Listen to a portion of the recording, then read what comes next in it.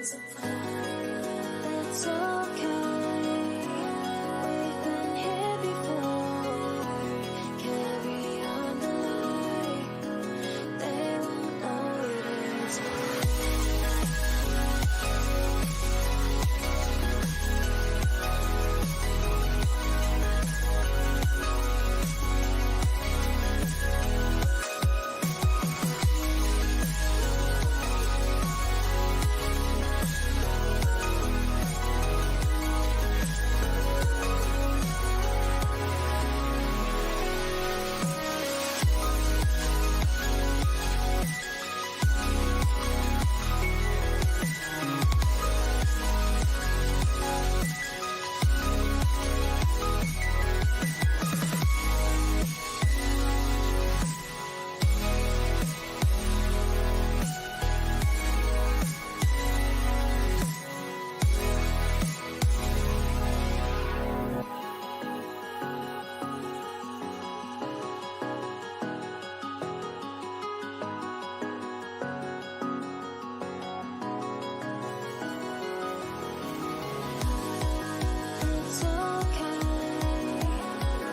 been here before. Carry on the light. They won't know it hurts more.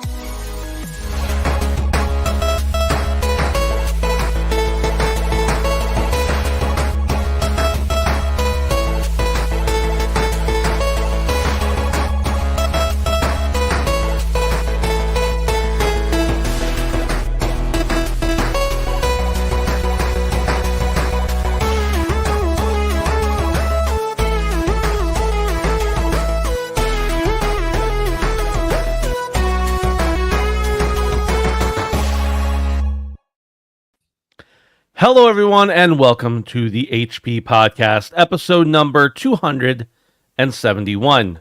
I'm Ben, and with me here today, two of the most handsome boys you know. Dave, hello. Hi, Ben. You fall into that category of one of the two most handsome boys. How you doing, buddy? I'm good. I'm sitting here drinking one of these tiny Beppises. Do you guys have these in the US and A? These tiny little cans? Yeah. We do, but I've never intentionally drank one. Like, I've drank them, but not like because I bought them, you know? My issue with these is I'm pretty sure per can I'm paying, as near as makes no difference, the same price that I'm paying for what I would consider to be the regular cans. And I look at a size of can like this and I'm thinking, why did they pick this size? And the only thing I can work out is that I guess it's when this size it amounts to exactly 100 calories. So it's a nice round number. That's all I can kind of think. But in any case, I finished this in about 2 gulps, and I'm not satisfied. So you're saying you think the price per ounce is probably the same? Maybe not the same, but as near as makes no difference. It's not like I'm paying an equivalent. I'm assuming, I haven't done the research, but I assume this is marketing, and people think, I'm drinking less of something unhealthy, and that's good for me. I honestly just thought it was an excuse to like get a smaller amount but pay more, because companies do that all the time. Yeah, that's kind of what I'm figuring here. Yeah. Now, Brandon is also with us today. Hello, Brandon. Hello, Ben. Brandon, do you know when I say like the little almost like hospital room sized cans of like some kind of weird prune juice or something, they come in those size cans like that Pepsi? Do you know what I mean? Like there's these little cans of like stuff you don't really want to drink, or like some fruit juices and stuff. That's a standard size can in other parts of the industry, but it's only been within the last, well, at least of my knowledge, maybe 10 years that they've started putting Coke and Pepsi in them, and I think it's a disgrace. I have no thought on it. I would honestly buy the biggest soda I could every time if I could. So I also drink diet though. I think if I was drinking full flavor, I would definitely be more keen to drink the smaller one just because of the sugar consumption. But right, but that's that should be. I don't think that factors into this conversation. The fact is, they're not just serving one or the other in there. They're like big Diet Coke or little Diet Coke. Like, it's still the Diet Coke. It is.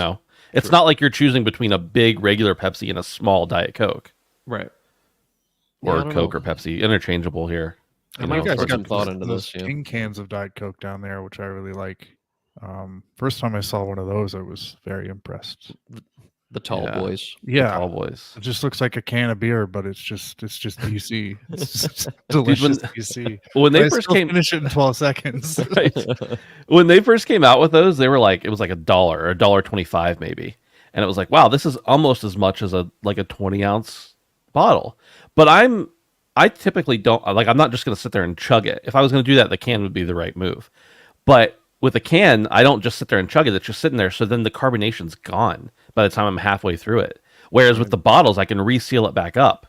True. You know, give me the 12-ounce bottle if that's if you're trying to promote the 12-ounce thing. Right. But I imagine most of the cost is wrapped up in the packaging and not the product. So it really behooves them to sell you more for an inflated price. I don't know. I'm not a scientist here, but this is just how it feels to me. Dave Raddick wants to know, have you ever tried the Sprite/Fruitopia combo at Don's? I assume that's a Canada thing. I don't know if he's talking about McDonald's, but I tried, like, when I was a kid, I did the swamp water thing where you go to the fountain drink dispenser at like a gas station or a convenience store, tuck shop we used to call them, and you just get like everything. Did you say And- tuck shop? Yeah, What does that mean? I don't know. It's just Oh, it's okay. hearing That's it fair. called Yeah. tuck shop. You get chump change from your dad, or if you don't have a dad like me, then somebody else's dad. And yeah, you just go and you get a bit of everything, and it looks like ass. Yeah. But it actually tastes okay. So I've never actually tried Sprite and Fruitopia together. I need to get the recipe from you, Raddick. But I genuinely like to stick to just Diet Coke. Or if you're going to the movie theaters and they have those like awesome like Coke machines with like all the different kinds of flavors, I get Diet Coke with lime. It's really, really good. Yeah, here in the States, we call those suicides, by the way. Suicides. Okay. Yeah, swamp water is what we call them. Why do you call it Don's? I don't like that. I assume he means McDonald's. He does. He does. He does. Okay, he did. Yeah. Yeah. Is that Canadian? Not No, a fan. I've never heard Don's. I've heard Rotten Ronnie's before, McDick's, Sneaky Ron's. Sneaky McDolan's. Ron's, of course. Yes. Sneaky Ron's, the old-time Butler classic, Yeah. as we like to call it. Sneaky. You hear the... Have you don't never like heard that before? I don't like that at all. Dude, that's Sneaky Ron's, dude. He'll just Because sneak I right know up on people you. who are deathly afraid of clowns. So sneaky and a clown is. But Ronald McDonald the clown has kind of disappeared from the public eye, hasn't he? It's Yeah, after he went out and murdered all those people. Excuse me. It happened, I'm telling you. I mean, I can't prove it. But there's why else would they throw away a beloved character, for how many years? It has to be because he did something terrible. Yeah. Dude, Grimace was back last year, though. Grimace coming back in a big way. Yeah, but you expect Grimace to murder people, Where's the Hamburglar? Yeah. Exactly. Where's he? He's in jail. They didn't let Oh. him out on probation. He's just kind of there for a while. He's serving his time. He got stabbed in prison. You got that weird bird with the pigtails. It's like, you're not a child. Don't try to pretend like you're a child. And also, why are you hanging out with that clown? There's some questions to be asked here about Ronald McDonald, and we're not going to find out the answers because big fast food doesn't want us to know.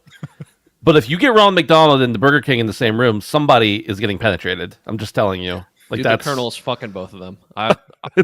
I'm just saying, he's got that old money. He's got got that white plantation suit. money. He's got that white suit. The Colonel is laying pipe. That's all I'm saying. Ronald ain't gonna be sneaky after he's done with them. Dude, I don't remember the full story or the full reason, but my grandfather on my dad's side was and he was born in like the 20s. He was in the military, and through some way, shape, or form, he met the real Colonel Sanders before I think before the chicken stuff happened. The Colonel. The Colonel, he was actually a colonel, and apparently he was just the most cantankerous, racist old son of a bitch you ever met, which makes sense. That sounds really about does. White. Yeah. That sounds about white. Sounds about white. So get the Colonel. No, see, the Colonel's a real dude. You can't put him in the same category as Ronald McDonald and the hamburger and the Burger King, because they're like, they're pretend. The Colonel, he was like, you know what? I'm important enough that I'm going to make my face. I'm not going to make up a mascot. My face is going to be on the building. The thing is of the three of them and any others like Wendy, I don't know if she would enter the fray, but the only one that I'm sure has a Winchester is Colonel Sanders, because I want to say, Burger King, the king, would win in a fight to the death. But oh yeah, he played dirty. He has a video game. He's sneaky, Dude. Yeah. That's true. Again, only one of them I'm pretty sure has a large caliber weapon. So. I think the Jack in the Box guy is heroin. He's just got that face about him. I don't know what it is. It's just, I could see it. He's got a belt wrapped around, one of those deals. Guys, are there really any new fast food like chains? Is there anything that's like newer than 30 years that's prominent? Well, the problem is like so many things grew so big that things. Answer the question, Brandon. Are there? Let me call in my guy. I'm going to Pawn Stars you right now. Someone's going to walk in a red shirt and be like, yep, it's this. No, dude, the Colonel's running a monopoly. Sneaky and the King, they got the market on stranglehold. Is there a fast food mafia? I would say Jersey Mike's is up and coming. They're spreading around like crazy right now. Okay, I got to look up Jersey. I mean, I know what Jersey Mike's is. Firehouse Subs is Firehouse too. That's a big one. When was Jersey Mike's founded? Jersey Mike's was founded in 1956. It's a conspiracy. But I'm saying that they just started popping up. They're popping off, buddy. Hot Subs are where it's at. As one king falls, Subway, another emerges. Jared was the bullet in the coffin after them. He held up too many pairs of pants and he did some other stuff, Firehouse Subs, 1994. Okay, so probably the newest one out there. Okay. Crumble. We got a Crumble from Josh H. All right, Josh. I appreciate your contribution, but this Crumble, when you think I want some fast food and a nasty, dirty burger, Crumble cookies, they got what I need. No, they're great. I get it. I love paying $5 for a 17-pound cookie. Don't get me wrong. Ben's feisty tonight. I like it. I don't know what happened, man. I don't know what happened. I'm upset about Ronald McDonald raping all those people, though. Like it's just not okay. It's not okay. Did you get demonetized on? Don't be raping. Yeah, we're not monetized anyway. It doesn't really matter. I was gonna read through the chat a little bit, but no, it seems like everybody's just talking about fast food. So we appreciate it.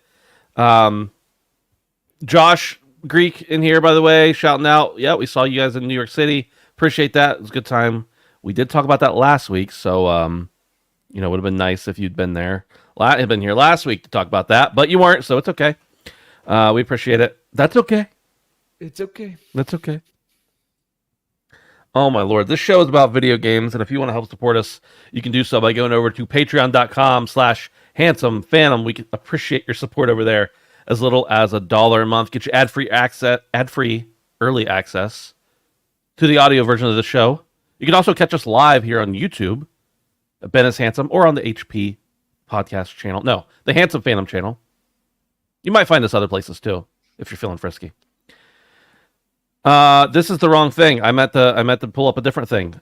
You can hang out with us on Discord over at handsomephantom.com/Discord.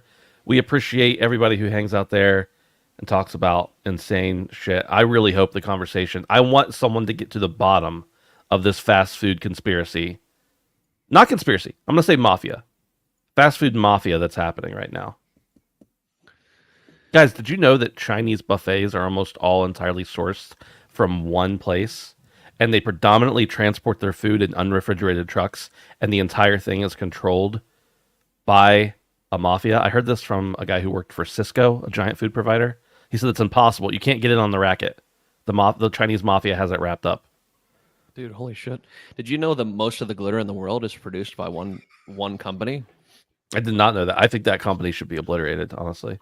Dude, honestly, don't look into big glitter. Do yourself a favor. Don't look into big glitter. Mazda started out making cork. Making who? Cork? Cork. Yeah. Really? They were a cork company. Like the tree? Yep. Yep. So they their first all electric car, the center console is cork lined. It's just like a little feature, and it's supposed to be a callback to the roots as a cork company. Interesting. Yeah. Did you know that BMW was mostly Nazis? That Are we sounds right. stalling because there's not a lot of news this week? That's or- part of it. No, we're just riffing, I guess. Yeah, I just got really wrapped up in Ronald McDonald. Number one, Embracer has announced the divestment of Gearbox Software and associated franchises, with Take-Two acquiring them for $460 million in newly issued shares. Despite the significant difference from Embracer's initial purchase, the deal includes Gearbox Publishing San Francisco, while Cryptic Studios and others remain under Embracer. Gearbox will join Take-Two's 2K division, led by CEO Randy Pitchford, who expressed excitement about the alignment. The transaction is seen as a strategic move to reduce Embracer's net debt and improve free cash flow.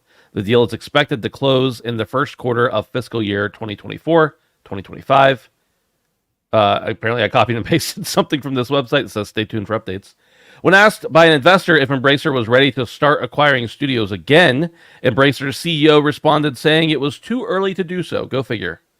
Dave, we've talked a lot about Embracer and their whatever they're doing. Is this not for Embracer? We don't care about them or their stockholders right now. Is this good for the industry to break these guys up a little bit, even if it comes at the peril of some jobs? Absolutely. This is a huge W for gamers. I think the biggest winner of this is Gearbox. Obviously, we actually talked about this a few weeks ago, how Embracer had sold off somebody, and it seemed like Gearbox was the next to follow. So Aspire. yeah, and it's not only good to see Gearbox escape the clutches of Embracer, but it's good to see them travel into the warm embraces of 2K, which is a company that Gearbox has worked with in the past in a publishing sort of role. And I like to think that Gearbox was kind of at its best when it was working hand in hand with 2K. So I hope this is a return to form for Gearbox. I love the Borderlands series. I'm aware there's other series that have kind of been dormant, like Brothers in Arms, for a long time, that fall under Gearbox. So this might be an opportunity for us to see Gearbox sort of have a bit of a return to form. So if that's the case, that would be a big win for gamers and Gearbox. And yeah, I'm happy to see more good studios kind of escape Embracer. I think there's more to come. I'm really surprised that, this question was asked point blank, is Embracer going to start acquiring studios again? Because it really kind of seems like they're just kind of divesting and getting out of whatever, this aggressive strategy they had going, which, as we talked about a few weeks ago, has all fallen apart because there was supposed to be a Saudi Arabian partnership that has fallen through. So yeah, this is good. And again, I'm really, really happy to see that Gearbox is back with 2K, because I mean, this is a good partnership. So yeah, hopefully we get more good Borderlands soon. That's what I want. Brandon, Gearbox is retaining the rights for most of their IP that they brought in with them. They're also getting out for now, not that they're getting the money in their pockets necessarily, but they were bought for $363 million. They've been sold for $460 million. So Embracer makes out, but also, it's good to have your company valuation go up. One of the IPs they're retaining is Duke Nukem. Brandon, I need a deep and personal understanding of, will we get another good Duke Nukem game? This is important. Probably not, but I want to say yes, Ben, but I'd say probably not. Maybe many years in the future. Yeah. But Dave said it. This is the biggest takeaway from this story. This is great for Gearbox, like in so many ways. I mean, it's good for Take-Two as well, because they have a studio that has some chops. They have some IPs that have some prestige. But really, it is a win for Gearbox. I love that, Aspire, that Saber Interactive, whatever, are finally making their way away from companies like this instead of just dying beneath the table, more or less. So I'm glad to see that some of the most prominent companies aren't just dwindling away and getting EA'd. But Yeah. I don't know. I hope they continue to step back from this approach, like you guys kind of said, because it was unsustainable. We've talked about it so many times, and the property and the IP that's behind Gearbox will definitely continue to propel them, and Take-Two is a way better home for them, a way safer home. If I worked for Gearbox, I would be like relieved. I would be, wiping my brow right now. Not to say that nothing will ever happen to them, but I feel like this is a safer bet on the whole. So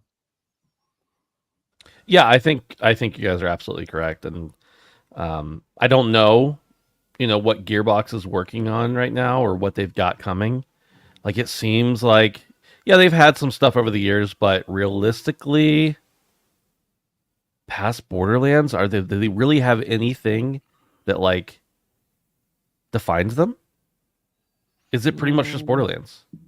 yeah, I mean, their biggest game is definitely Borderlands. I mean, they've worked on some weird shit that I wouldn't really credit to them, but Like Brother in what? Arms, Brother in Arms is the only other one that I'm seeing that is huge that Dave mentioned. What was their when it comes to the Aliens franchise? Was that just a one-off, Colonial Marines, or I don't know? I don't know. I'm looking here now. Because I mean that license alone would be huge. But Dude, James Bond Nightfire, that fucking game was awesome. Guys, don't forget about Godfall. They published that. Oh, thank God. Thank you, Benji, in chat for reminding us of that little treasure that Dave loved. Right. I liked Godfall. You liked Godfall. I didn't play it, to be fair, so it may have been great for all I know. Hey, you should hang out in our Discord where people tell people not to play games that they haven't played themselves. Like what? Never heard of participated in that. Oh, we're doing this bit again. Dave, the legendary bud. By the way, just an update. Somebody in the chat mentioned Raising Cane's as potentially a new place.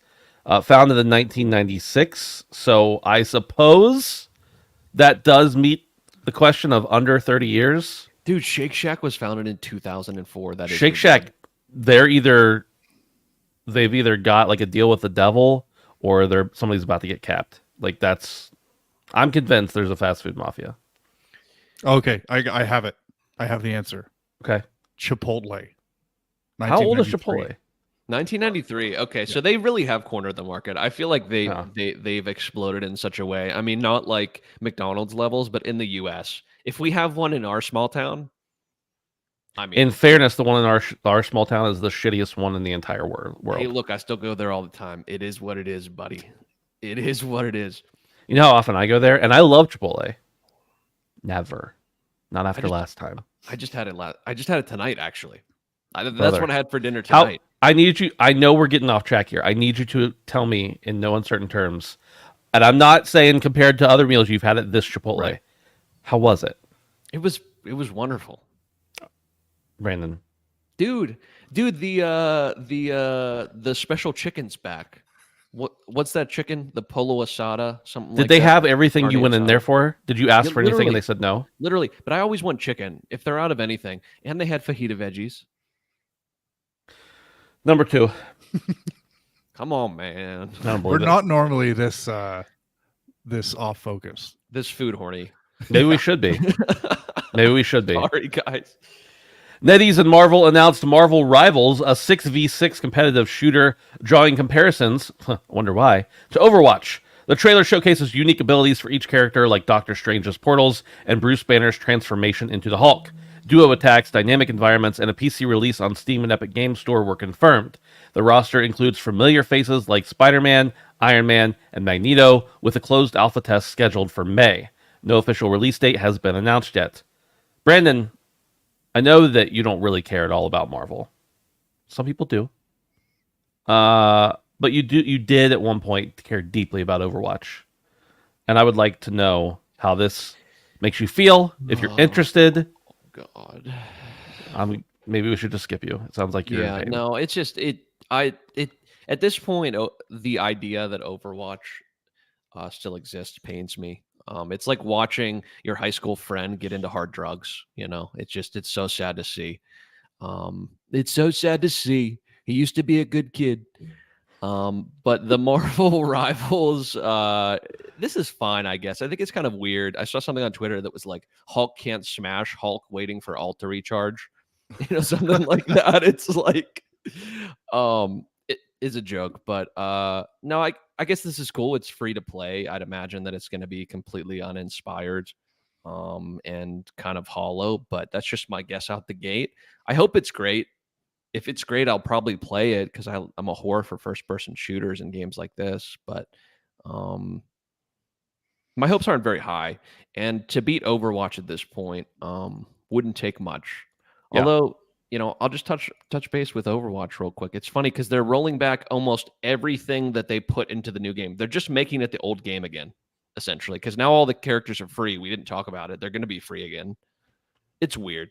It's weird. Rivals is probably going to be ash, but we'll see how it goes. Boys, what do you think? I'm negative with Marvel and with Overwatch at this point, so I'm not like the most unbiased opinion. What do you Dave, guys think? Dave, you go first. Yeah, if you're a big fan of Marvel video games, I would not get your hopes up for this. I'm not a fan of NetEase. They are probably going to produce something that's grindy, microtransaction laden, mobile to PC garbage. I think that's what this is going to be. It's free to play, or it's going to launch free to play, and I think that's probably not a good sign. If you look at NetEase's kind of back catalog of the kinds of games they make, it's pretty clear to me that they are taking advantage of the Marvel license to try to make something that is going to draw a lot of people in, get them to spend their money in the game, and I'm not looking forward to this. I'm not an Overwatch fan. I'm not a fan of the genre game, but I'm much more excited about the 1943 Hydra game that was announced a couple weeks ago, because that is going to be a good Marvel experience. That's going to tell a unique story. And what Marvel's all about, the comics going way back, is stories, interesting characters and stories. And a game like this from a company like this is just not going to do that. So, if you like to watch characters and and be able to control them and smash around mindlessly, then maybe. But I wouldn't get too excited for this. And I'm hoping wrong, but I don't think I'm going to be wrong. Yeah. I am really mixed about this one because I liked Overwatch. I even played a good bit of Overwatch 2, which, just Overwatch 1.5. And I love Marvel. Even when it's bad, I like it. I'm not going to say it's good, but I like it. That's just my opinion. But something about this, like, it seems interesting. I'm sure I will at least try it out for free. But like Dave mentioned, it's NetEase, and I don't trust them. And the other thing was that they didn't mention anything about mobile for this title. But the game looked like they had a mobile, the trailer. Like they had a mobile game. They're going to put it out on PC and maybe eventually bring it over to mobile. It feels very much like it was designed for mobile. And that's just my unfair judgment of the trailer. Maybe it's not going to be at all like that. But it very much felt like it just did not look like it was a game that was built to run on computer. And yeah, are there going to be microtransactions and then tons of opportunities for you to spend money if you want to? Probably. Is that okay? If it's free, I don't really care. Do what you want. As long as you're not... Well, no, whatever. If the game is free and you want to stock it full of microtransactions, have at it. I can just choose to play it or not play it. Yeah. I have a much bigger problem when it's a paid game that does that. But yeah, I'm not really hopeful, but I do want to check it out for sure. And I'm sure I'll give it some time. I'll give it like 30, 40 minutes, yeah. Yeah. It is a shame what they're doing, that NetEase is using the IP, in my opinion. I don't really care for their way of business. Well, But NetEase has multiple Marvel IPs right now. well, yeah, they have like a license to make games with them. Yeah. Alex says, Ben, we should squad for this Marvel thing. I call dibs on Iron Man. Yeah, I'll do a Discord night or something where I and whoever else we can play, try to get as many people as we can in and out, play Marvel Rivals. There's no barrier to entry here as long as you have a PC, I would assume. So I can't, by the way it looked, I can't even imagine it's going to be that big of a graphics hog. So you don't even have to have, I'm assuming, this is pure assumption. I'm kind of doubting you even have to have like a super modern PC. So we'll see. I'm interested, but I'm not hopeful, if that makes sense. Number 3. According to GamesIndustry.biz's Christopher Dring, developers at GDC were questioning the need for the PS5 Pro, feeling they haven't fully utilized the standard PS5. Someone highlighting that? I'm sorry, It keeps dude. looking like it's disappearing. I'm sorry. Like I'm reading it, and it looks like it's disappearing on me. I'm sorry, bro. Feeling this is Ronald's fault. Feeling like they haven't utilized the standard PS5 yet. While some believe PS5 fans will upgrade, developers don't see the necessity. They argue for focusing on original next-gen software. Although Sony hasn't officially announced the PS5 Pro, leaks suggest it won't offer a significant CPU performance boost. Instead, it may focus on features like spectral super resolution and a hybrid RDNA 3 and 4 GPU design, potentially with PS6 backward compatibility in mind. Dave, I feel like we've barely scratched the surface on our PS5s.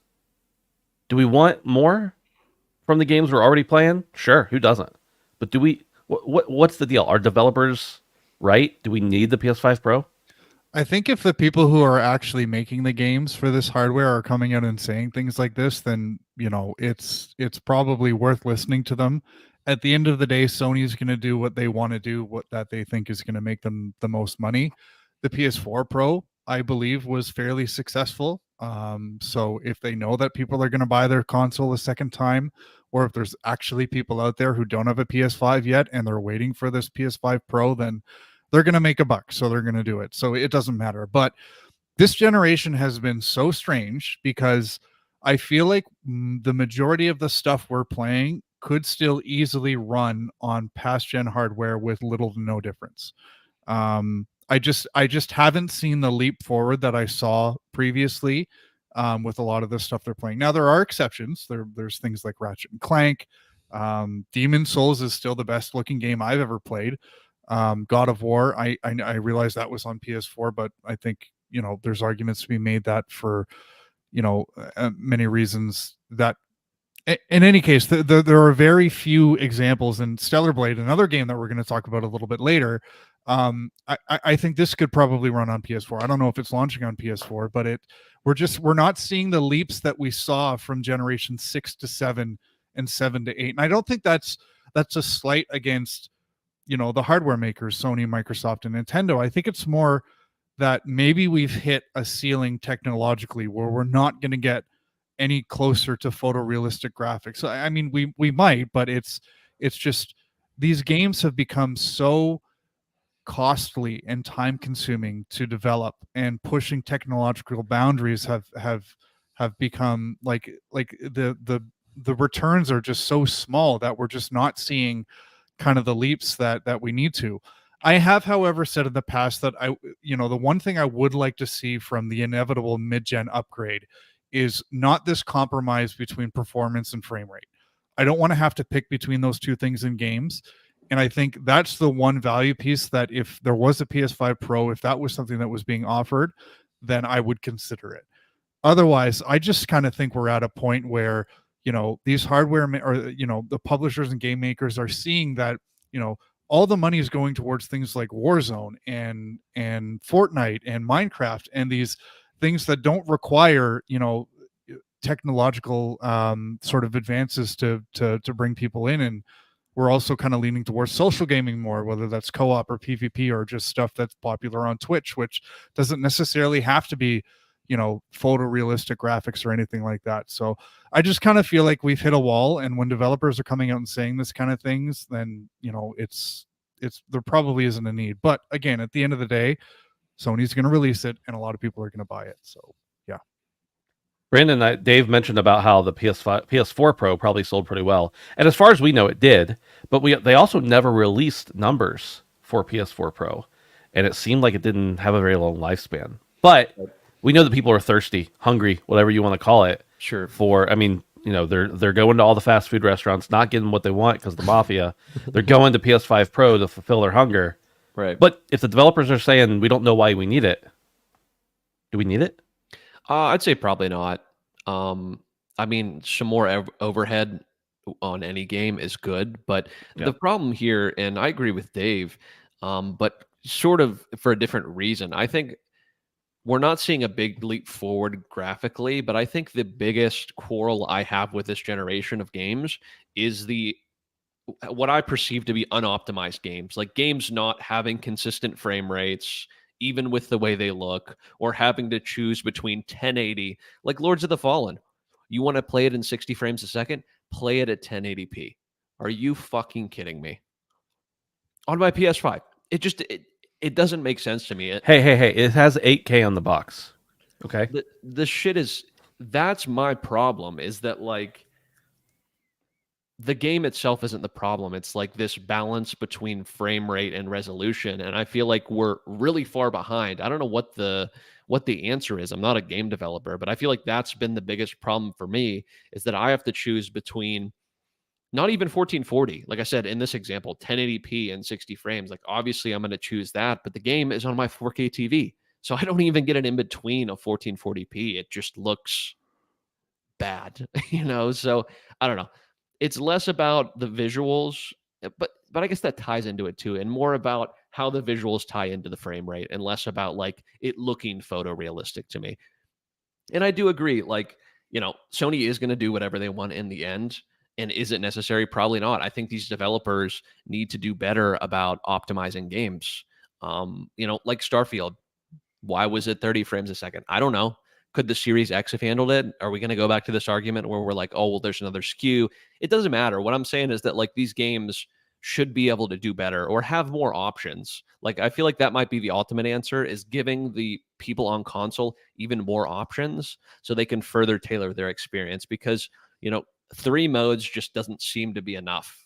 Or you need to optimize your games more. That's really what it comes down to me. So Was it Final Fantasy 16, I think, that had like 12 different performance modes that you could choose from? That's insane. I mean, first of all, it's cool that the option was there. Don't get me wrong. I'm not like saying the developers were, but that's just the fact that you even need to have that. Just give me. I play on PC because I want all those different options. If I put it on a console, I just want it to play the best it can possibly play. And granted, with performance and fidelity modes, there are different people value different things. And even though I think that the people who value fidelity over performance are insane, I'll let them have it. They can have it if they want to. But yeah, I don't really get it. Honestly, the PS4 Pro seemed like a pretty big leap at the time. Even the PS4 to the PS5 wasn't even as big of a leap as the last one, in my opinion. And from what it sounds like, if they're not going to be focusing on anything CPU related for the PS5 Pro,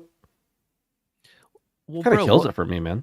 Wasn't the PS4 Pro, wasn't a lot of the pushes for that to get like higher graphical fidelity and 60 frames? It's like, why are we still having this discussion when the Pro from last console generation, which, mind you, boys, we're also talking about an amount of time that is significant.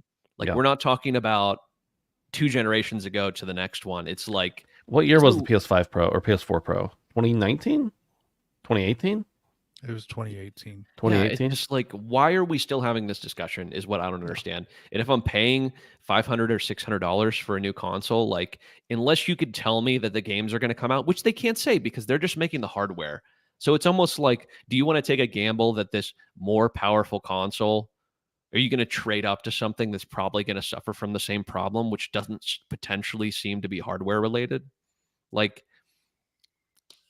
I don't know, boys. It just, it's not for me. I'm not going to bite. I don't know about you guys. I'm definitely not going to bite. But yeah, I'll probably end up biting if I'm being real with myself, even though I don't want to.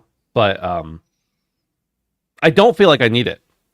But if they come out and show me something cool, then yeah, I'm happy to swallow my tongue and say that was wrong. But when the games we're getting now aren't that much more incredible than the games we're getting last generation. Not all of them. Some of them are amazing. But by and large, we're not getting games that I feel like are pushing boundaries, that we need another bump. And yeah, like Brandon said, more headroom is always a good thing. It's always great to have more system capacity than you have system need. That's a good thing. But I just don't get it. Well, dude, like base PS4, right? Think of base PS4 and think of Uncharted 4. It's like, when will we get a game that will push these consoles like these games did?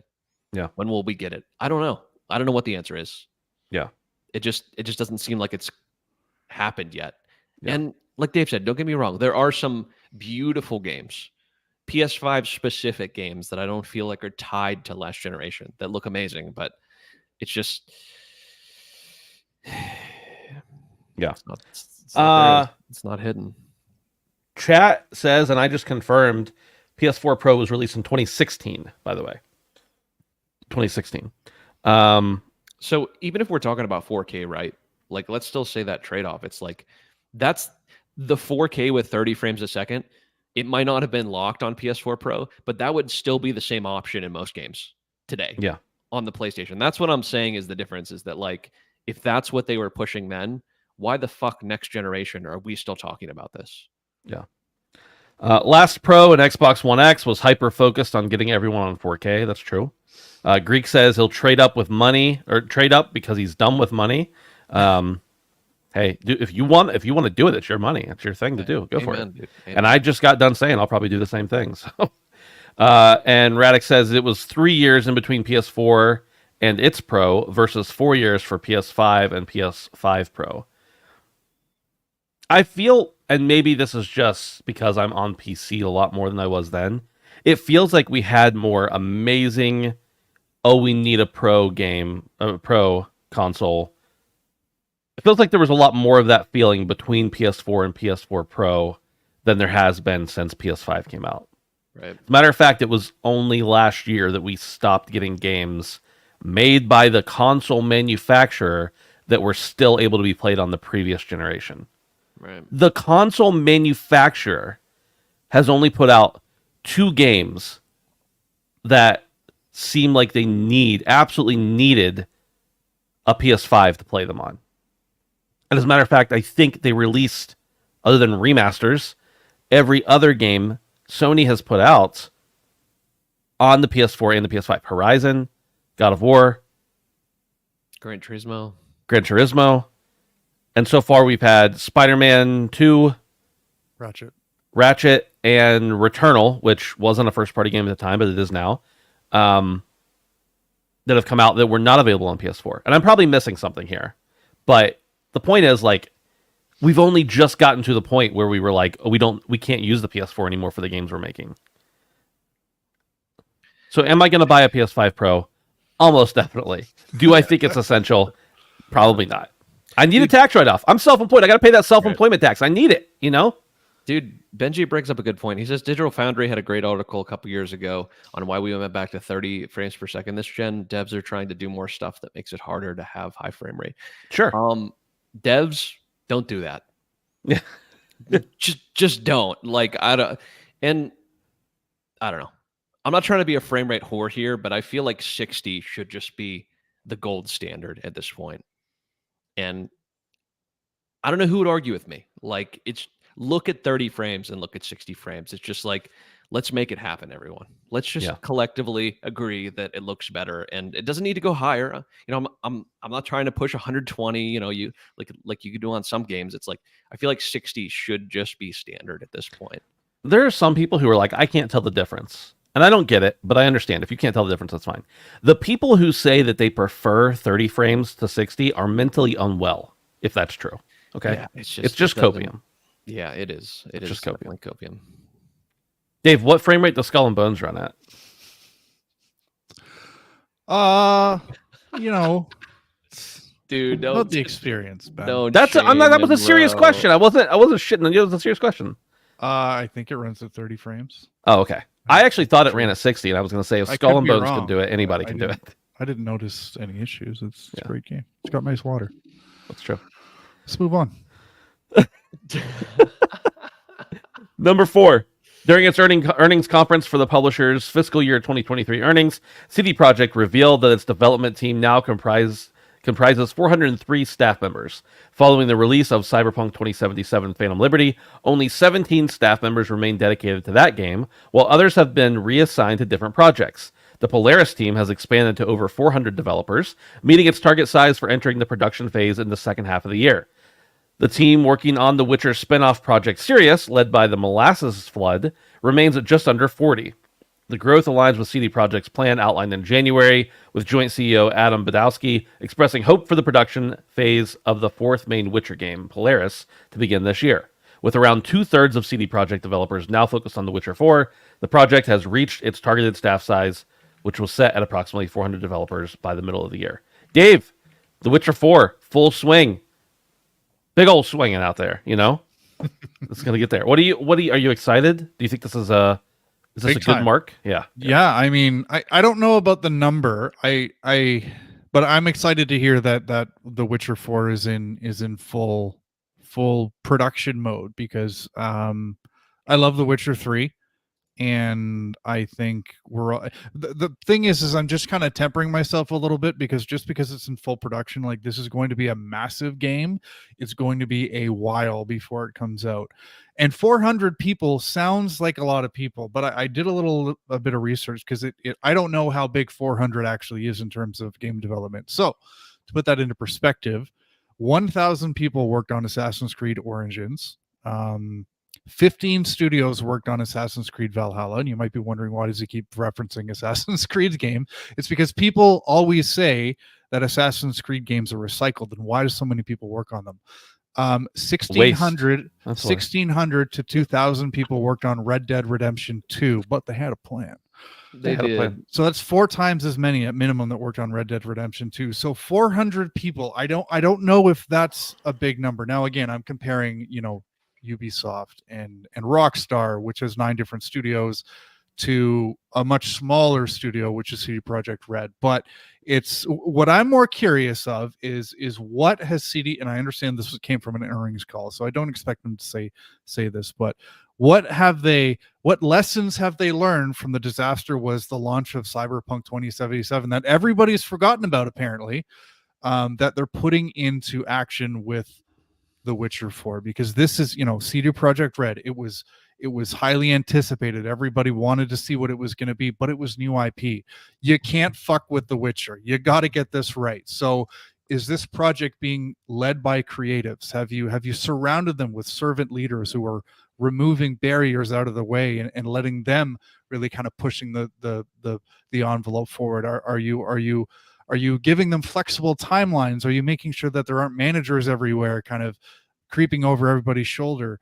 These are the things I want to know. 400 sounds good. It's great, but I really want to know what CD Projekt Red has meaningfully done to make sure that history doesn't repeat itself, because we've seen this time and time again. I hate that every time I think of CD Projekt Red, I think of BioWare. Very similar situation, and I don't want to see CD Projekt Red turn into what BioWare did. So excited. It's a long way off, but yeah, I mean, I hope they learned. I really hope they did. Brandon, Dave's bringing up a lot of great points here and some good analysis. But as we know, his worries are misfounded, because The Witcher 3 launched in excellent condition. Cyberpunk was a phenomenon. Why should we think that The Witcher 4 is going to be any worse than those games? Right. Yeah. Benji said in the chat, Dave was spit. God damn. I should have went first. And I gotta say, just to kind of, go off the back of what I just said, I should go first. I thought that CD Projekt Red partnered up with Rockstar. I saw that on Twitter.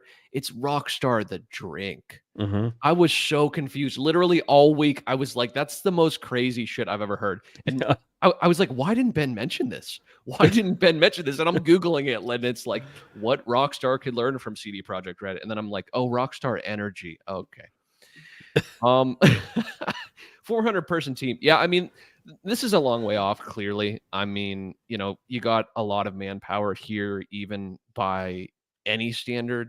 400 people is nothing to laugh at. And my biggest takeaway from all of this is I hope they learn to not overpromise. I hope they learn to deliver on realistic deadlines, and to maybe just not say a deadline at all for an incredibly, incredibly, incredibly long time, like most companies do that are smart.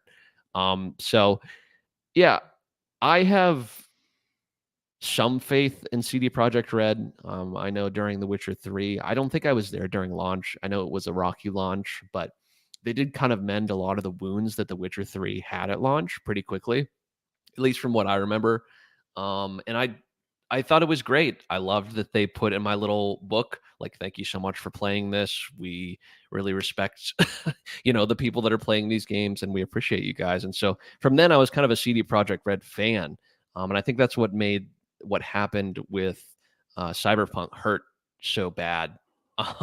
Especially because I recommended it to my dad, and he only had a PlayStation 4, and that's a tough pill to swallow when your dad's like, of all the people that would complain about performance issues, your dad, who isn't like he plays a lot of video games, but he's not the performance guy. He would not be able to see 30 and 60. He just wouldn't. For him to be like, yeah, I'm probably going to wait until it runs a little better. That was like, oh my God, why the fuck did I suggest this to you?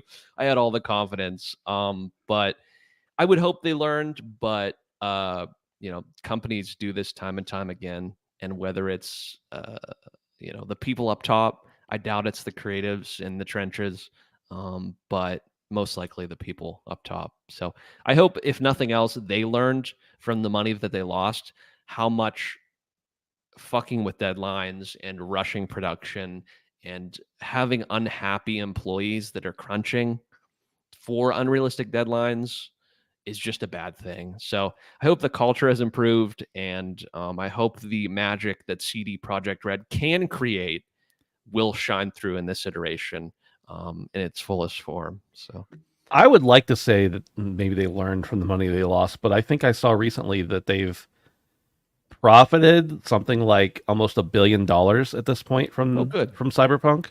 Oh, good. So I'm hesitant to think that will have taught them a lesson. But I do hope that I think there's a lot of positives to remote work.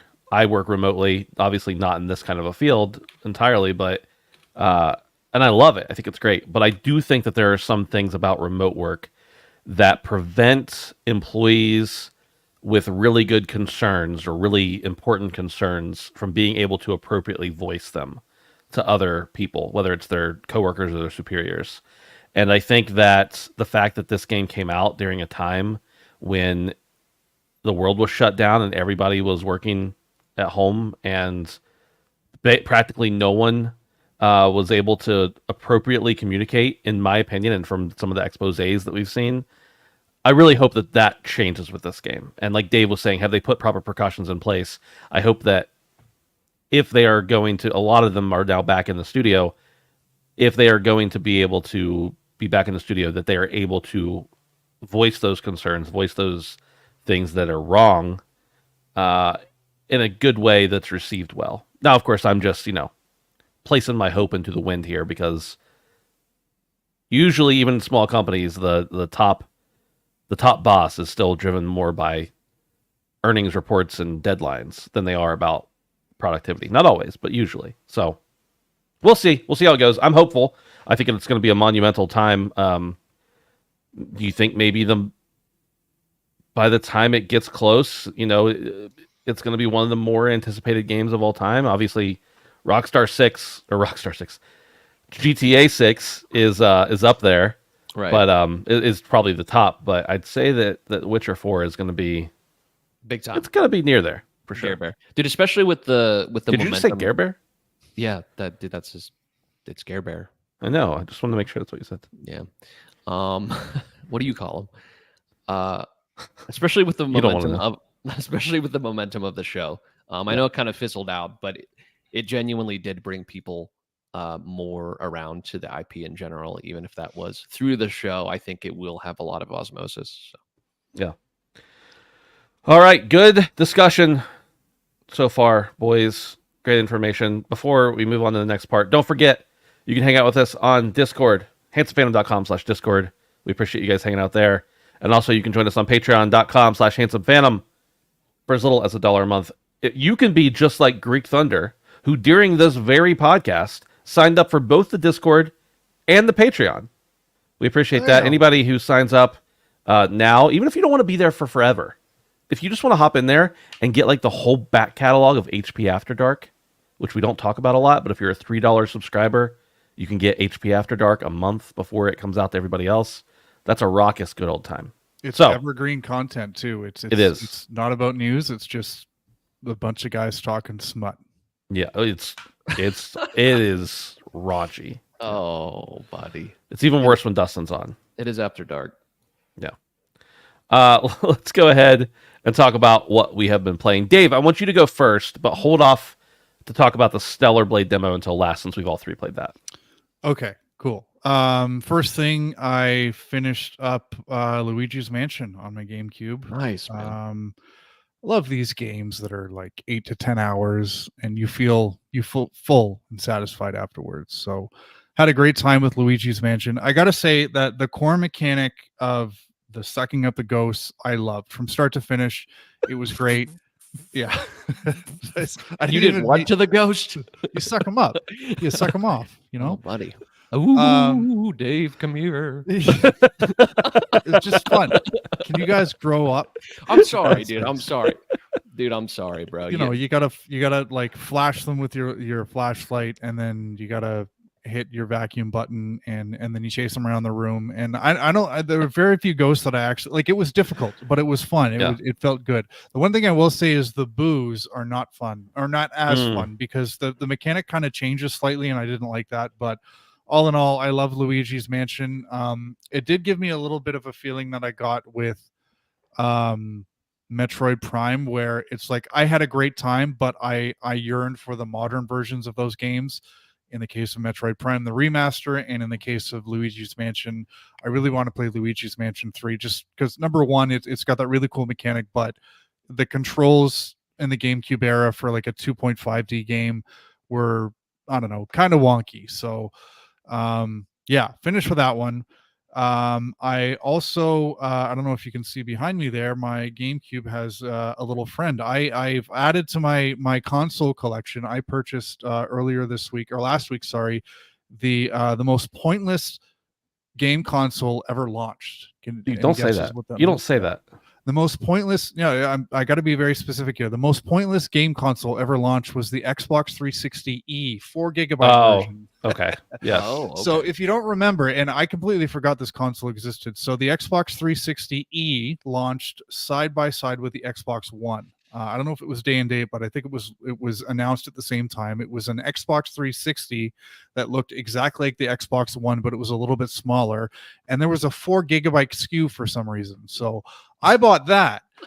Luckily, the version I got, the seller had actually upgraded the internal hard drive with a legit hard drive for 250 gigabytes. So it's not as useless now, but it's just, I think it's the best looking 360, but it's really difficult to find a 360 with the Blades interface because, as soon as you update, that's gone. And these ones didn't even have it unupdated. So yeah, I've got a 360, and I also bought with my 360 Gears of War 1, 2, and 3.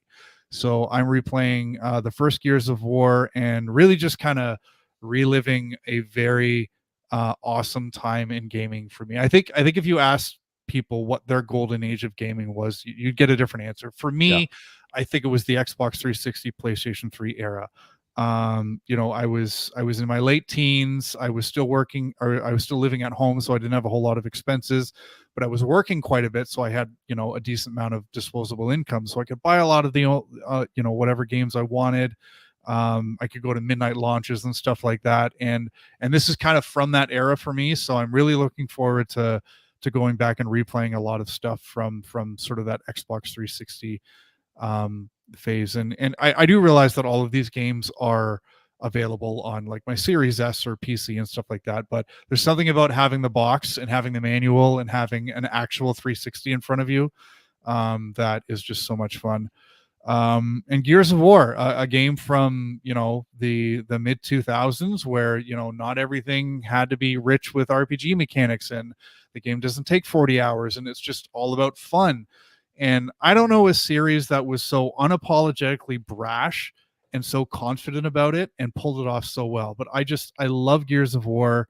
It's got like the violence and the gore of Doom, but it has like beautiful art design and orchestral music, and it's got touching storylines and stuff. So yeah, I'm enjoying Gears of War, and I'm looking forward to kind of playing through the entire series, because after 1, I don't think I played a little bit of 2, and I never played 3.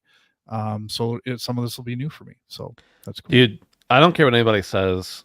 You can write it with revisionist history if you want. Those first 3 Gears games, some of the greatest games I mean, maybe not the best games made, but some of the most fun I've ever had with games.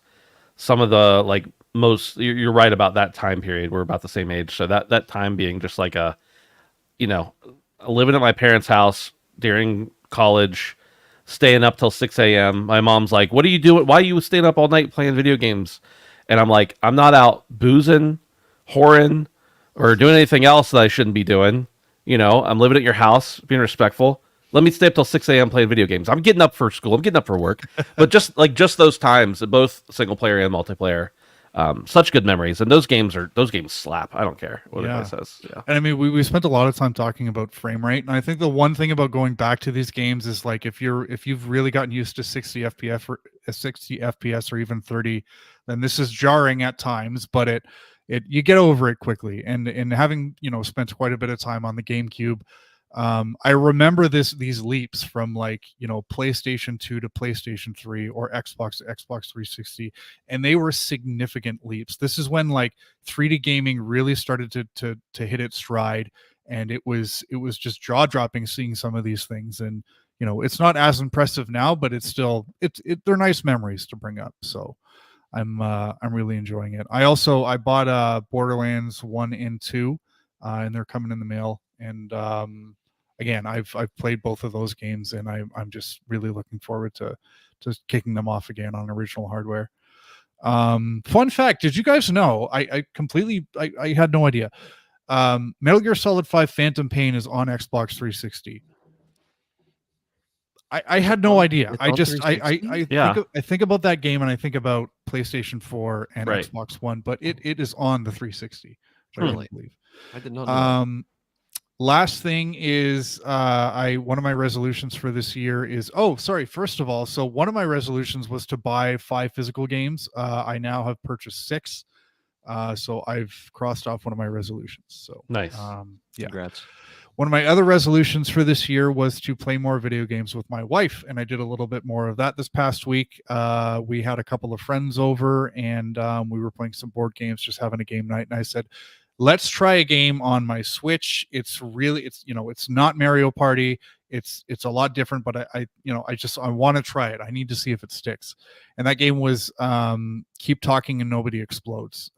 If I talked about this game a little bit in the summer, but so I'm really glad that I tried it again because it was so much fun. And the friends that we had over, they were texting us the next day like, "What is that game called? We need to play it again." It was so much fun to play. So yeah, one person has the Switch and they can see a bomb, and then the other person that you're playing with, they have like the bomb defusal manual on their phone, and they're reading to you like what you need to do to actually disarm this bomb. And you only have 5 minutes to do this, and it gets really complex and it's really tense. And yeah, it was just really fun. And I think it's kind of a party game. I was worried that it would be too difficult to kind of grasp and it wouldn't be fun, but yeah, the people we had over were like, they got it really quick, and it was a lot of fun. So yeah, I'm sure it's cheap too, so if you want to pick it up, it's out there. Brandon, did you play that game with us in PSVR, the original PSVR? That game is so much fun in VR specifically. I'm sure it's great on all consoles, but just being in the headset and feeling like isolated even more than you feel like using the Switch or the TV or whatever. God, the train is so loud. It is so loud. Fortnite references all throughout the show, right? Dude, this show, it's just Epic sponsored it for sure. Check out my creator code, Ben is Handsome. That's a real thing, please. But playing it in VR was a lot of fun. But Dave, I need to bring up a point of order here. And Brandon, I'm going to need the consult from you. Dave, I know exactly what you're going to say. And okay, one of Dave's resolutions was to play more with his wife. And he said, he's done that before. But he said he did that this time, but he did it with a group of people. Does that count? Or is the intent gone there? Because it's not about doing party games. Right. And your wife happens to be there. Right. It's about playing games with your wife. Does that count? Yeah. I mean, I would say getting a woman you care about to play a video game with you counts no matter what. Okay. That's fair.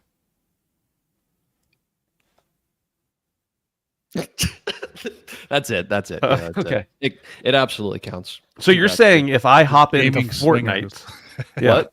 if I hop into Fortnite in a battle royale match and my kids happen to be in the same lobby, is that the same thing? Yeah, but they didn't happen to be like Dave's friends weren't at their house and they just happened to get in his bomb. Okay, so lobby. what if we all queued at the same time and they were in the same room as me, And but we weren't playing the reaching game here. together? I made a concerted effort to play a video game with my You're wife splitting and hairs, the friends who motherfucker. happened to be there. But the Switch, I put it in a specific place so I could. It was all planned, man. I'm no. Well, I just want you to know that I think it was a good thing, but I will still put an asterisk if that's all you do for the rest of the year. Yeah, you put the ass in asterisk. For it, man. Dude, he's gonna do more. I know it. He will. He will. I have faith in him. Maybe, dude. After last year's debacle, he's hitting it out of the park this year. I got a feeling. Dave's debacle that led him to changing his resolution 18 times and ending up playing Skull and Bones. That Dude, was- Fuck you, Dave is Gran catching so Turismo. many strays. Just the whole episode. When Dude, I ever said since- that, you guys were probably like, "Oh man, he's definitely going to get those 3 gold medals in the Gran Turismo online time trials because he got all the gold medals in the license test." That's what I thought. I was like, Oh. dude, this I had no idea. I was just like, guy's sure, that turned. sounds hard. I this don't guy's know. turned, man.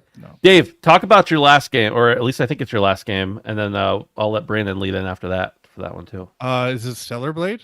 Yeah. Okay. So I checked out the Stellar Blade demo because everybody is. And it's free. First of all, shout out. We need more demos. Mhm. I don't know if there's anything to lose, but demos are just it's such a great way, and we're starting to see more of them, so I enjoy this. But Stellar Blade is for me it kind of feels like it's stuck in this weird middle ground between like Devil May Cry and a Souls-like, and I think it's more leaning kind of the action, fast-paced, stylish, gameplay of Devil May Cry, but I can't help but get the feeling that it's tripping over itself by trying to shoehorn in these difficulty aspects of a Souls-like, where you have like posture and you have like perfect dodges and stuff like that. And I just kind of wish it would lean the more fun action and not have these other mechanics in it, but it looks fantastic. And I'm not talking about Eve, but I'm just kind of talking about the particle effects and some of the pops of color that you get. I like that it's a smaller, more linear focused thing that and it's not open world, and it's a little bit more kind of focused in that sense. The music is great. Like, I love the dynamic music where you have that one little track that plays, and as soon as you kind of engage with an enemy, it kind of like jumps up a little bit. And yeah, I mean, the story, I guess if you're into kind of this overly dramatic kind of Japanese storytelling that you see in video games, then not really for me, but there seems to be quite a bit of lore there. But yeah, I don't think I'm going to be in on Stellar Blade just because I'd rather play Devil May Cry. I think, So, Dave, you need to play Nier Automata instead of I'm Stellar going Blade. to, yeah. I know. But I think that if you're not going to be in on Stellar Blade, Nier Automata has the things you want based on what you just said there. good. That's Yeah. good to hear. Yeah. Also, Brandon. just a PSA before we move on, and I'm sure everybody already knows this, but if you go into the equipment menu, there's something called the skin suit that you can equip right off the bat. It just makes the girl naked, and I know that's what everybody wants to see. So over to you, Brandon. Hey, It's not that's the naked, best it's a segue skin I- suit. She's That's not the naked. best segue Come I on, can give you, come on. Brandon, We're so. not, we're gentlemen here. She's not naked. It's a skin suit, Dave, not skin. No, it's good. I agree with Dave mostly. I feel like I was getting a lot of Nier vibes, and that's not just because it's an incredibly attractive woman on the screen at all times. Not all times of Nier, but most times. I enjoyed the combat. I honestly was a little thrown off. I've played a lot of Elden Ring recently, a lot. And so my mind kept wanting it to feel like that. Like every game that I've been playing, I'll talk about Dragon's Dogma. My mind's broken. I played too much Elden Ring. I need to start playing other games now. But Stellar Blade's a lot of fun. I agree with Dave. The music is standout. The environments look good. Eve is just busting down. She just is absolutely G'd out from the feet up. But yeah, it was fun. I'm still getting the hang of it. I want to finish the demo. I haven't quite finished yet. If you know what I mean. But I'm getting there. I'm real close, boys. And I do like the boss fights. I think they're cool. I love that you're able to upgrade the character. Like one of the upgrades I did already was making the window larger for parries. And I'm going to up the window for perfect dodges. And unlike Dave, I actually think that's a great part of the game. Like, I think that if it was just hack and slash and no dodge or parry, it would feel too slow, which is some of the criticisms people have about this game. But I disagree. I think the parrying and the dodging are what gives it some of its speed. And I think that just hacking and slashing, I would have that criticism of it. But there's a lot of discourse around this game. I've taken many screenshots already, even though there's not a photo mode. Yeah, it's good. It's good. The demo is worth a try. You might as well try it out. It's free and your progress transfers. Like people were talking about grinding and shit already, and I'm like, yeah, I mean, I guess you can Wait, grind. people are if you really- grinding? Yeah, they're like, you can grind materials. Okay. I'm like, you're a fucking nerd, dude. Are you a buy at this point, Brandon? Do you think? Yeah, I'm pretty sure I'm gonna buy it. Nice. Honestly, nothing's really been like super tickling my fancy recently, and I'll talk about that a little bit later with what else I've been playing. But I think I'm gonna bite.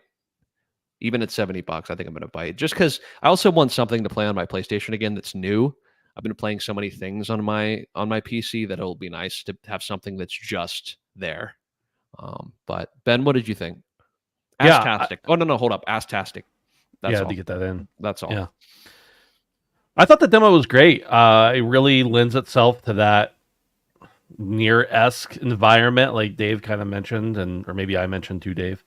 It's got the perfect amount of, the Korean Asian flavor there within the. I'm not talking about the character again, although the character is part of that, of course. But just the setting, the ambiance, the general theme, the music, like everything about it is very reminiscent of Nier.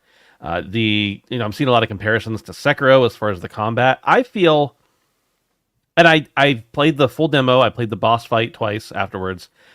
I don't really know that I agree with that because, and maybe, well, I'll get to that. I feel like the parry, block, all the other time-based mechanics are much more forgiving than they are in Sekiro or any of the other games like that. And I was on Summon Sign yesterday, and somebody said like maybe that's because they telegraph it more with the different colors that the enemies light up when they're about to do certain kinds of strikes, and that may be it. I also think because Eve has different powers where she can, like, if you see them doing a certain type of attack, you can warp behind them and stuff as long as you get the appropriate timing. So that may be the case. I don't think it's that I've gotten drastically better at video games by any means since the last time I played something like it, but there definitely is.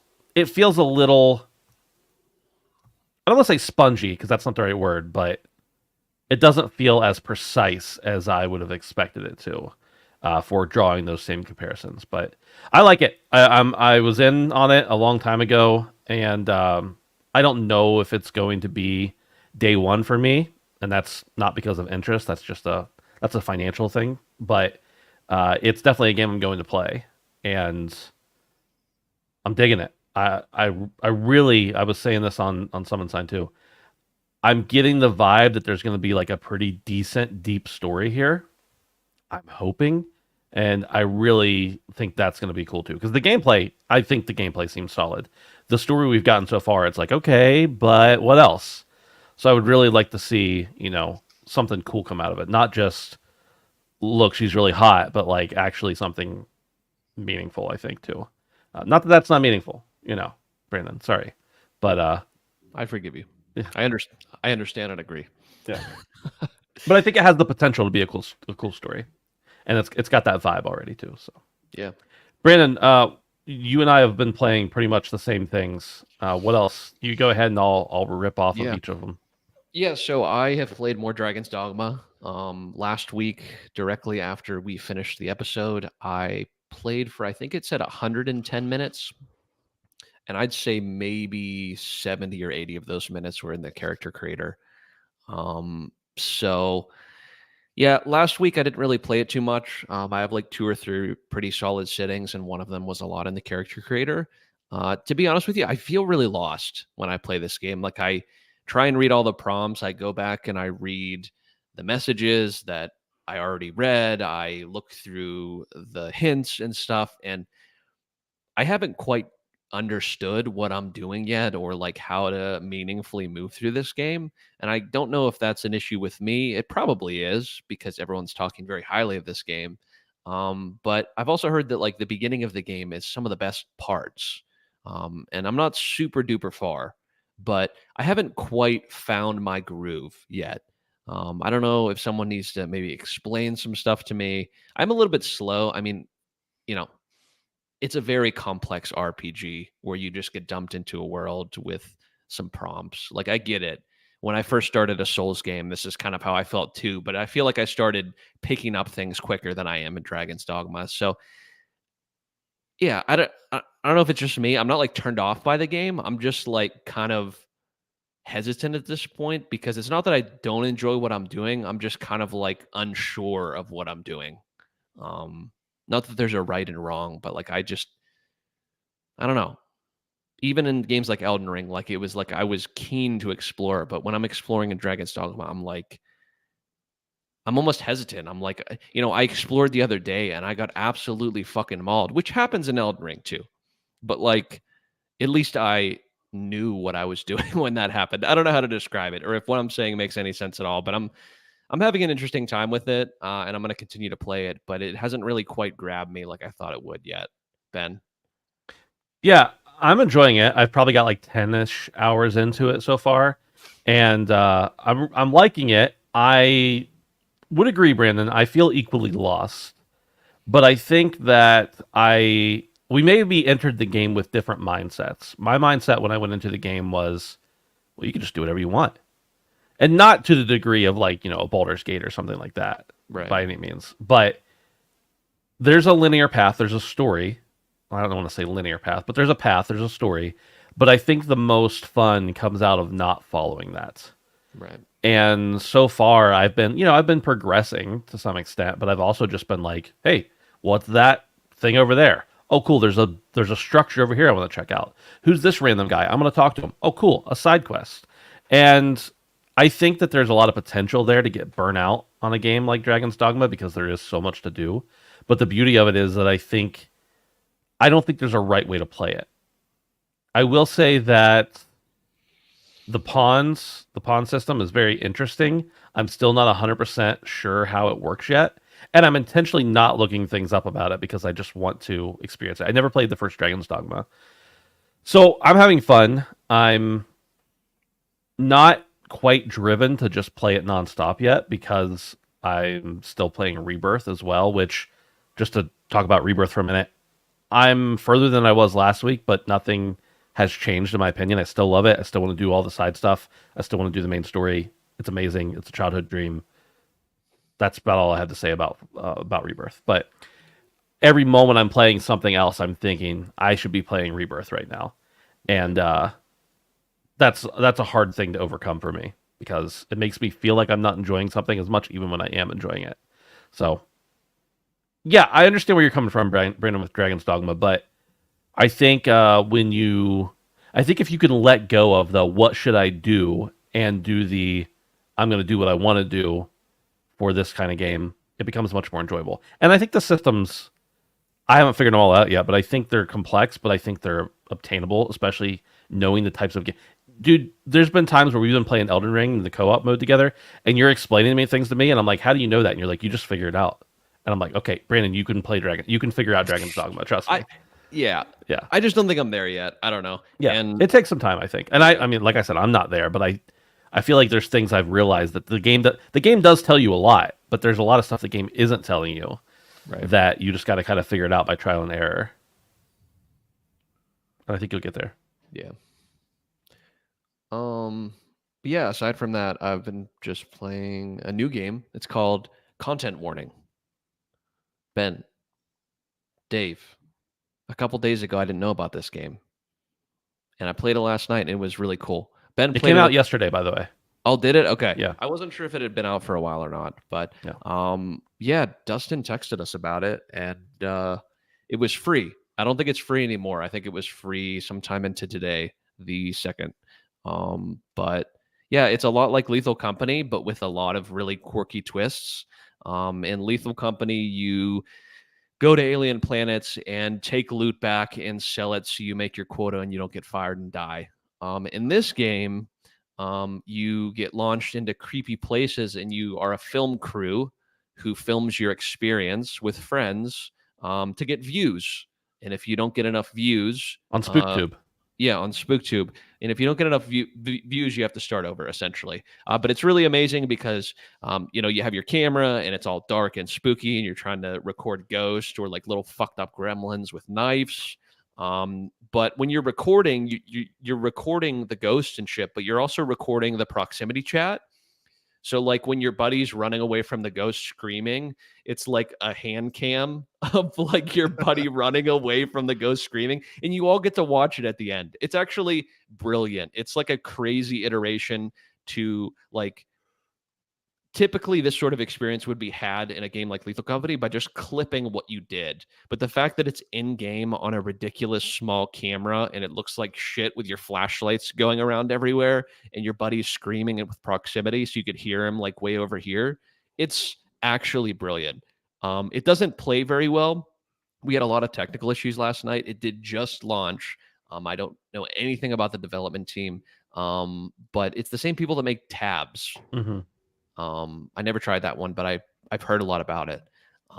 But it's really, really fun. Cluster Truck, I think. They did Cluster Truck Okay. as well, yeah. It's really, really fun. I want to play it a lot more, and with a bunch of different people because I feel like it's a riot. And I don't say this usually, but I do think this game will catch on quite a bit. It kind of caught on fire overnight, and I think now that more clips are being made from it, it's just going to keep growing. And it allows you to save directly in game your little video that you get after every round, which is really save cool. it to your desktop. Directly to your desktop, which is super good for like spreading the word of the game and like just having like instant content at your disposal, which is really cool. So,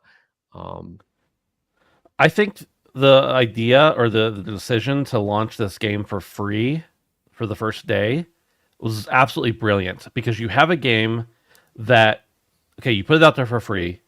All the, Wario and Cheap Ass Gamer and Slick Deals and everything, they're going to be posting about it. So people are like, yeah, I'll try anything for free. So they try it for free.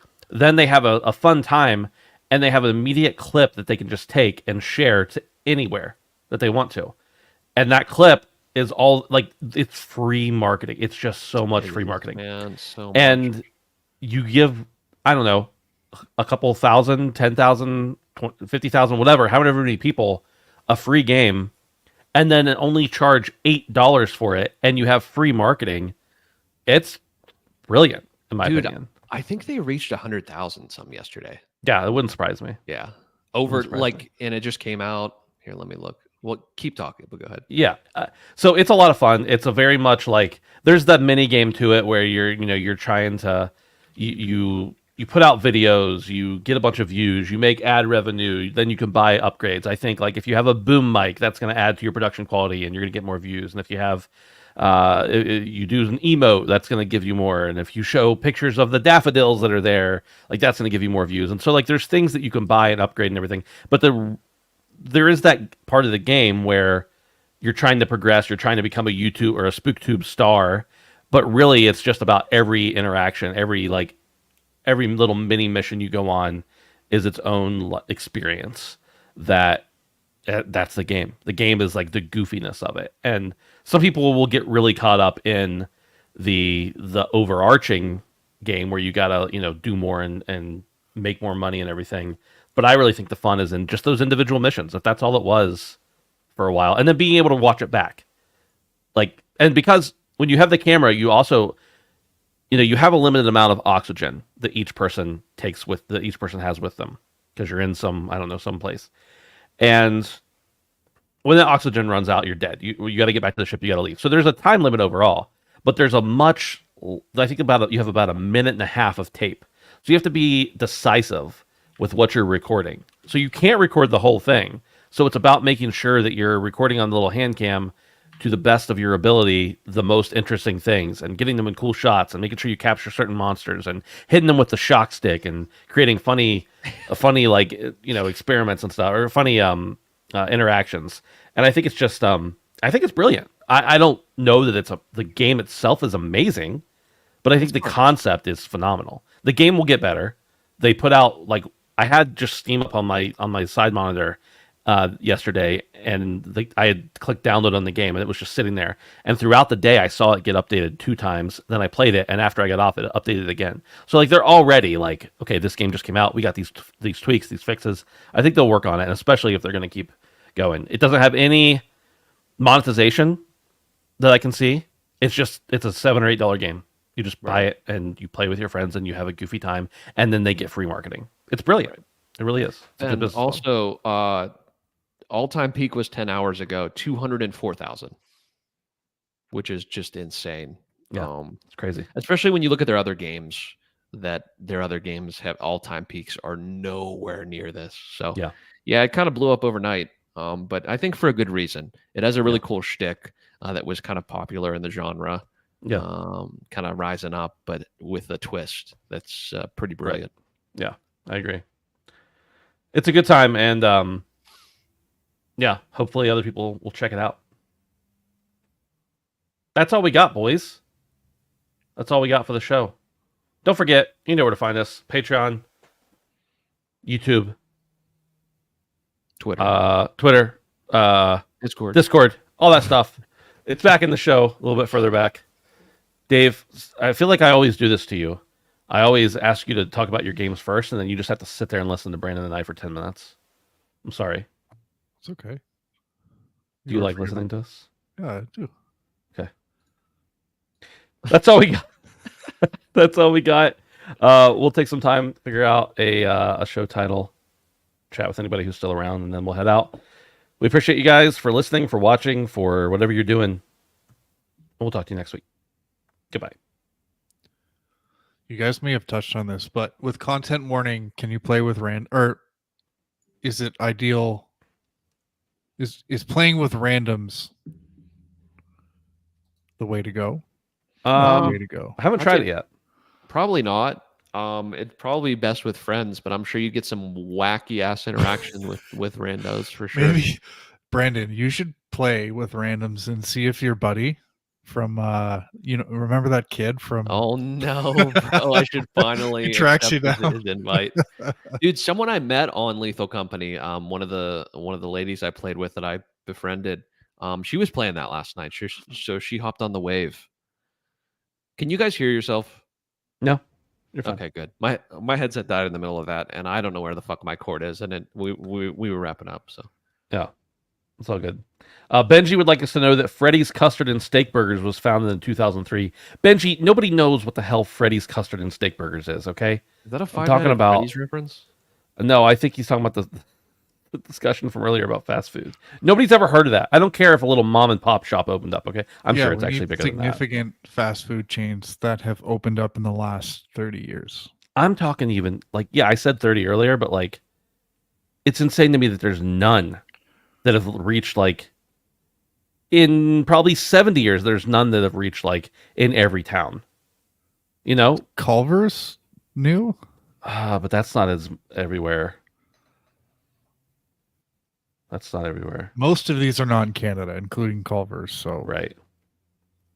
Radic wants to know, Dave, do you think Ben and Brandon would like ketchup and all dressed chips? We've had them. All dressed are amazing. Yeah. Ketchup isn't good, I don't think. What? Did you guys like it? I like ketchup. Yeah. Okay. Yeah, ketchup's great, man. What do you eat on your fries? Gravy? I think as I've gotten older, I've kind of just gone with nude French fries. Yeah. When my wife was pregnant, you know what her first big craving was? French fries and mayonnaise. Oh God, dude, hey, look, call it aioli. People frown way less on that. Aioli is just mayonnaise that studied abroad. But yeah, Radic, we appreciate it, but we're cultured men. Okay, we understand the chip game that you got in Canada. There, they carry those in like our Walmart now, and in Butler, little old Butler. So Little old Butler. yeah, there's 4 Freddy's within 20 minutes of me. That doesn't mean it's not a made up place. Okay. Culver's was founded in the 80s, so it doesn't count. Yeah, Culver's. Chipotle is the only one I can think of, the only big one. Yeah. and even that is like early 90s. Yeah. The title has to be Sneaky Ron. I think that's yeah. Or is it Fast Food Mafia? Dude, Fast Food Mafia for sure. But then we're gonna title, we're gonna stand out then, and then they're gonna know even more. If we don't come back next week, then you know the Fast Food Mafia We're is fucking real. painting a target on our heads, boys. Real question though: does a certain someone put ketchup on their ketchup chips? Is that what? I don't know. I don't know who that certain someone Dude, I don't is, think but- so. I'm a sauce guy, right? But like, if the chip is flavored, it doesn't need extra, Yeah, and if you're using dip, it's just got to be plain old, Yeah. like Ruffles or Lay's or something. Although, like, I'd concede to like maybe like a Cool Ranch Dorito and like sour cream. That could be Yeah. pretty good. Yeah. Whoa. That could be pretty good. That could be pretty I good. know what I'm doing this weekend. I'm gonna lather myself up in ranch and sour cream and Ooh, put buddy. Stellar Blade on, and Save it for after dark, buddy. All right, everybody. Thanks for hanging. Appreciate it. Appreciate it. It is what it is, indeed. We'll catch you guys later. Bye. Goodbye.